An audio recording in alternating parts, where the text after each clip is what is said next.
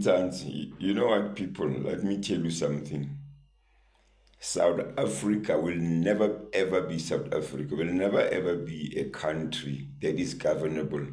For as long as we have got people who've got idiotic mentality, like is happening right now, people are corrupt. There are people who are always supporting these people, cover them, doing everything to cover them up in order for those people to ascend higher positions so that those who have been supporting them can benefit from money looting and money laundering. All these people who are vying to become president, vice president, ministers, they have got dirty closet. All of them, they've got scandals, they've got cases to go and answer in courts.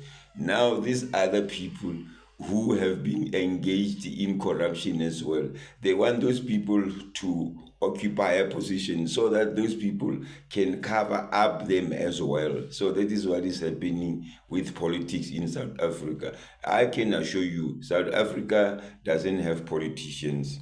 There were a few politicians in South Africa. Chris Hani is one of them, Oliver Tambo, and so forth. Those were politicians. The founding member of ANC were politicians. But these other people who are going to political schools to go and study about politics, you don't study politics. I never studied politics. When I was 15 years old, I used to listen at the radio Lorenzo Marx. I used to read more about what is there was no this artificial intelligence, internet, and what have you. My uncle, who stayed with me, he used to be a pseudo politician. So I used to listen at him. We used to call him Samora Machel because he was Samora Machel's fan. Actually, he called himself Samora Machel. My uncle is Uncle Lesele Aaron Leseyani. He passed away already now. But he is the person who sort of actually introduced me in politics indirectly because he used to talk about Samora Machel and all this stuff. So nowadays, you don't go to school to go and study politics, people. If you want to know about politics, watch Channel 401, 403, 404, 405, Al Jazeera. Then you'll know politics. Al Jazeera, there is a program where they talk about the history of politicians and all this stuff. But however, I'm not there. I just want to tell you that I know politics, me. I know I'm an engineer by profession, but politics, you can't beat me in politics. You can't beat me in politics. I can be a minister in environment or a minister in water affair, me, myself, and you see miracles happening because I've got post-qualifications in environment and in engineering. So I just don't want to be involved with these people. I don't want to go to jail. I hate going to jail because I can see a lot of them, they're going to end up in jail. People, wake up. Let me tell you what is it that you have to do. Go in farming. Farming is very important. We've got food security problem in the world, not in South Africa, in the world. So I've got an NPO. My NPO, the core activity was to collaborate with the Department of Agriculture and train these unprivileged, unmatriculated females of all races, age group, and train them in agriculture so that they must be commercial farmers and they must produce and sell that to retailers. And that will never fade away. We were interrupted by lockdown, and even now, I am still having that in mind because that is the core function of my NPO.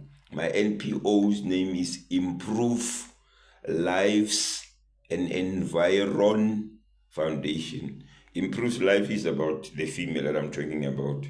Environ is environment, because I want South Africa to be clean. South Africa doesn't belong to a person. It belongs to everybody who lives in it.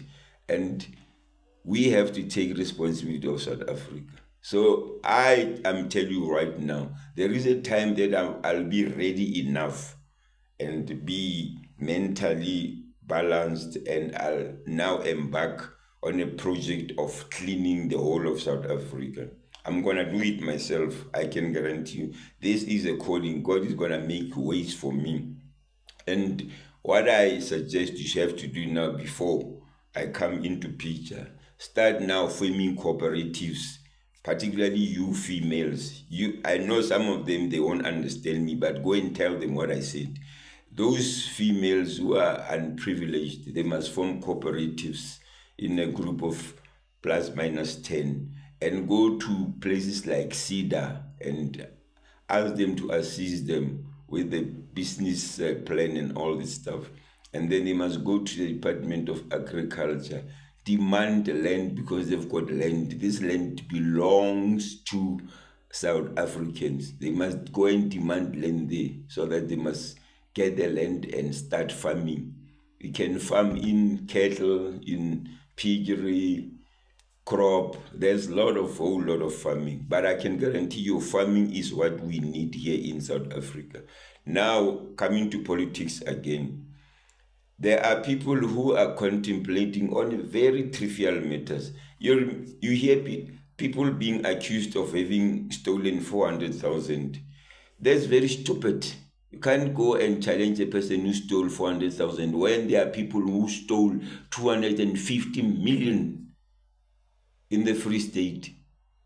Asbestos, you know what I'm talking about.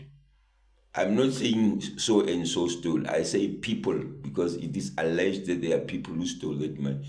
So you will concentrate on this 400,000 person, and you defocus people from looking at matters that are very important. There are people who are very strategic.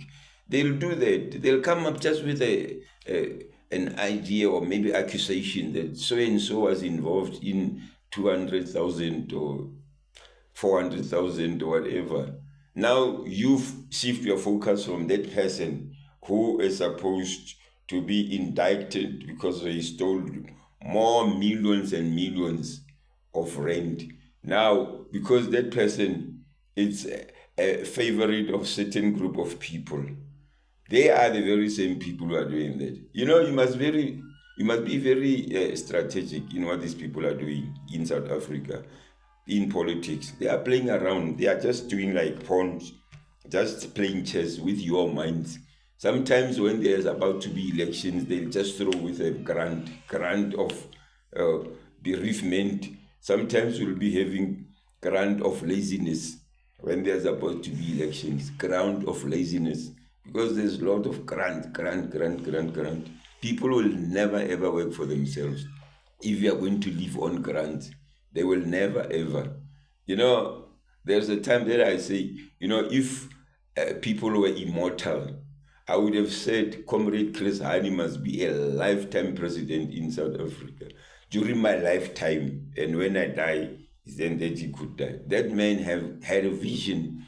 And Chris Hani's idea is the same as mine. I can guarantee you. I want people to live a good life. I hate corruption. I hate supremacy. I hate narcissism. I hate all this that he didn't like. I don't like them as well. People, please wake up. Don't be played by this pseudo-politicians. These are not politicians. They are pseudo-politicians. And whoever have got a problem can comment and challenge me. And I like, you know, sometimes to have an interview with these people who call themselves politicians, because now I'm a born politician. That's why I'm doing this work of fighting for the rights of the people. Is this because God realized that I've got a calling? It's a calling that I'm doing, but it's a passion to me. So wake up. If you don't wake up, you'll be too late for tears, I can guarantee you. Thanks for listening. Sharp.